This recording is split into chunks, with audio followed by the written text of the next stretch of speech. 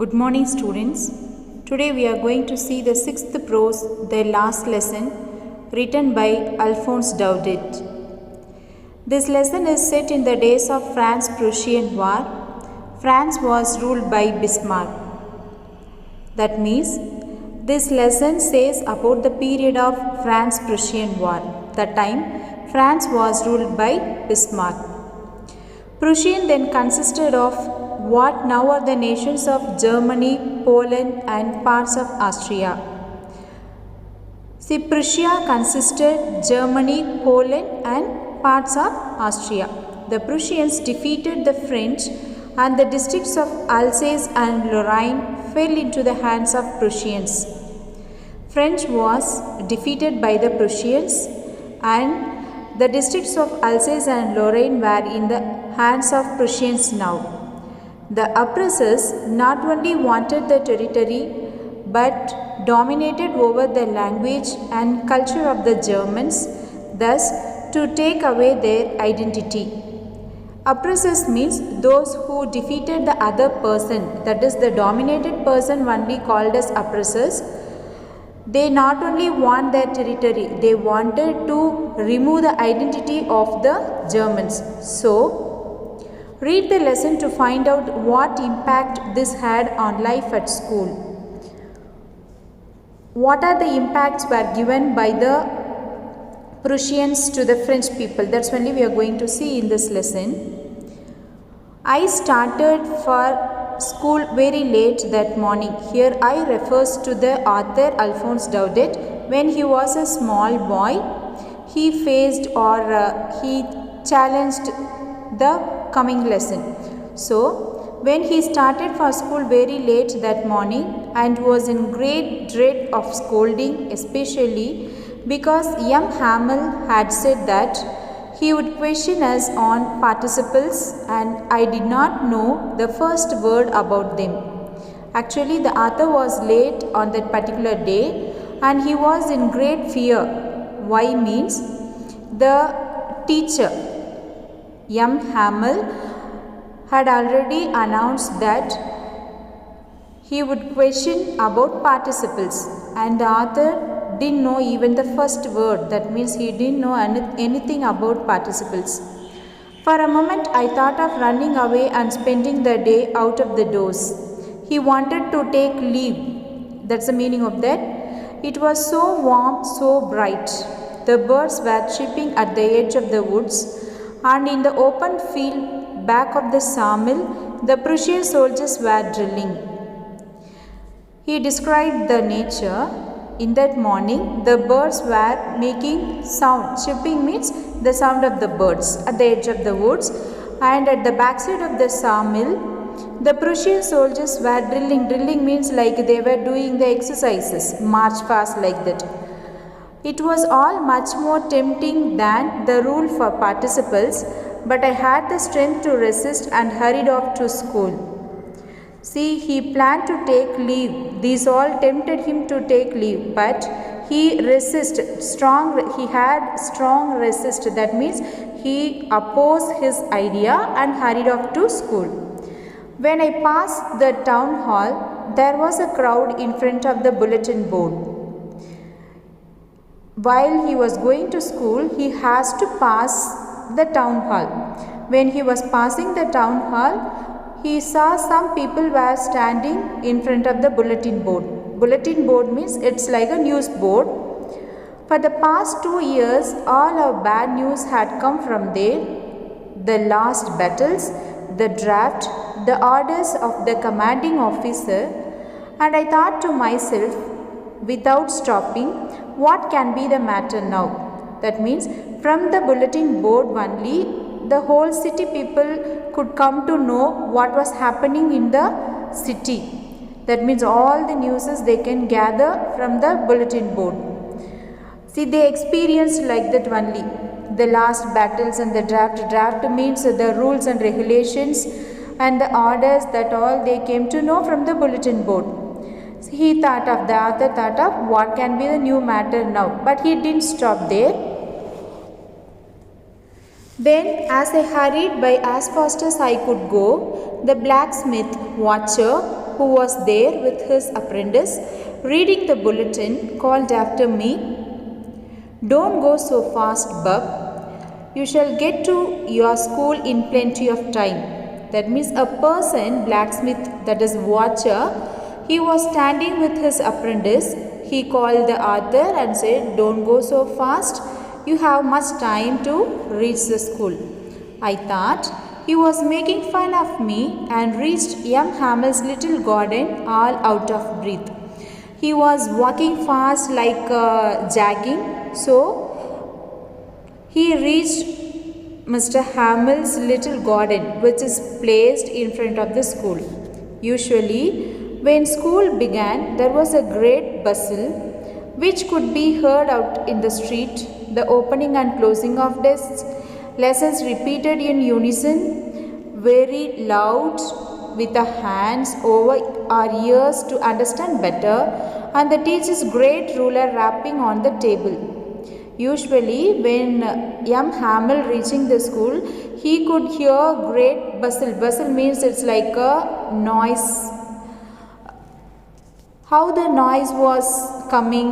See, it was from the opening and closing of the desks, and together the students are repeated the lessons. Otherwise, see, they were closing our ears and shouting loudly like that, and the teacher, while hearing much noise, the teacher was rapping the ruler on the table. By this the loud noise were made.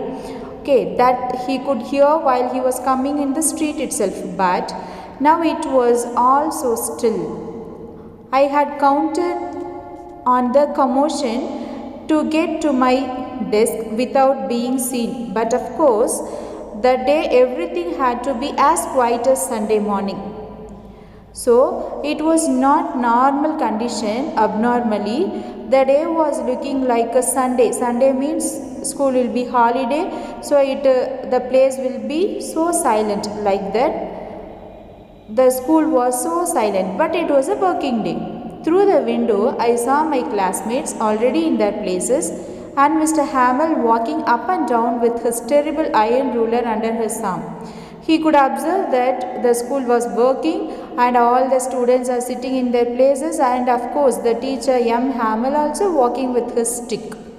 I had to open the door and go in before everybody. You can imagine how I blustered and how I frightened I was. That means if he wanted to go to his place, he had to open the door and he must go in before everybody. So, see, he thought I felt ashamed to go, as well as I felt very frightened because the teacher was so strict. But nothing happened. M. Hamel saw me and said very kindly, "Go to your place quickly, little Franz. We were beginning without you." But as I said already, it was not normal situation. The teacher also greeted the author very quietly, "Go to your place, take your seat," like that. I jumped over the bench and sat down at my desk. Finally, he reached his place. Now till then, when I had got a little over my fright, did I see that our teacher had on his beautiful green coat, his frilled shirt, and the little black silk cap all embroidered, that he never wore except on inspection and prize days. See, while he was reaching his place, he could observe something. What that and all? So the teacher wore beautiful green coat and frilled shirt and a little silk cap also, which all embroidered. He observed already the teacher regularly wearing this one when the school has inspection or like annual day prize distribution like. But today he wore that. Besides, the whole school seemed so strange and solemn. That means now the other feel the school was so strange as well as solemn. Solemn means it was like so silent.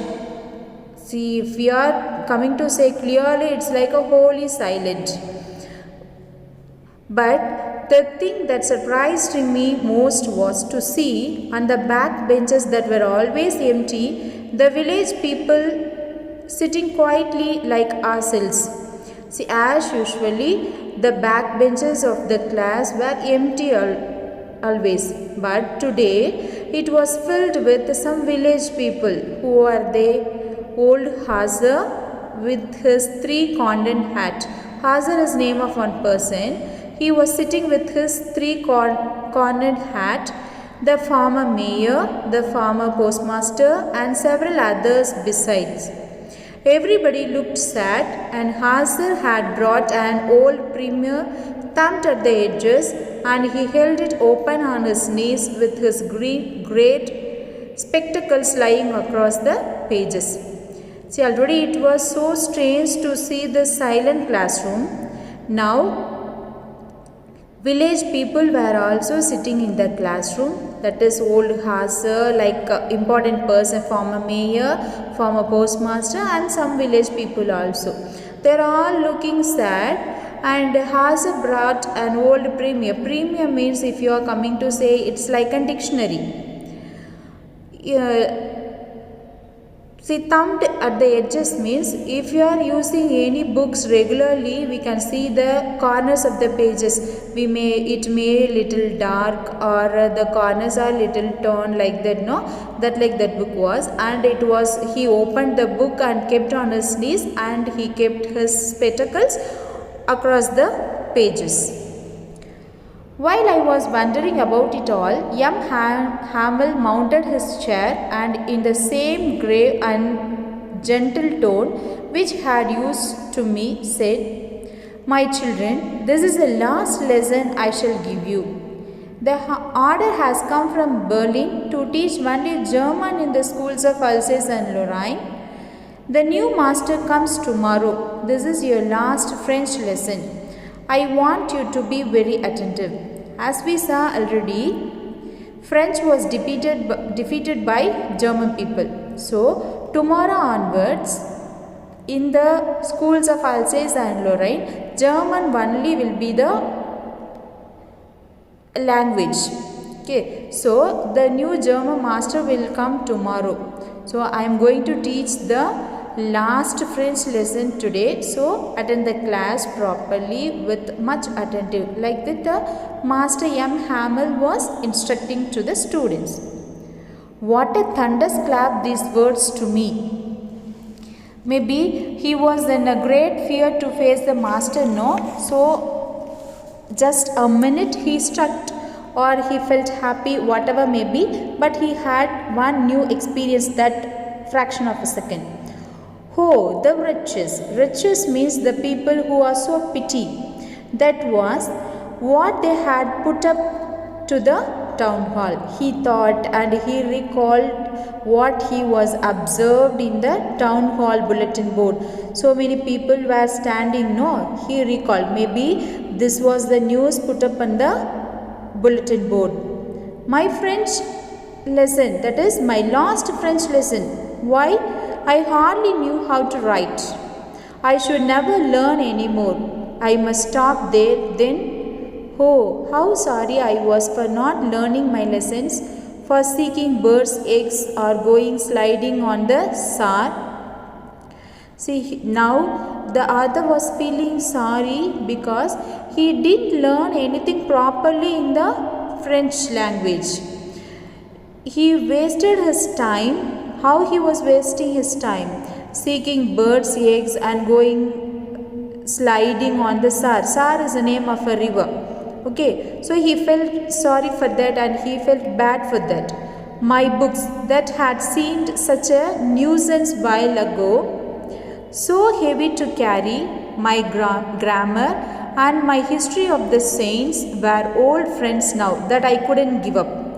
See, once he thought his books were so heavy and they were nuisance like, but now he felt that they were the old friends of him and he don't want to give up.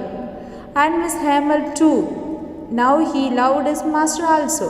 The idea that he was going away, that I should never see him again, made me forget all about his ruler and how cranky he was. See, he felt his master was so strict and he was frightened about his ruler and he was so strange like, but now he thought of him as his friend like. He don't want to leave his master also.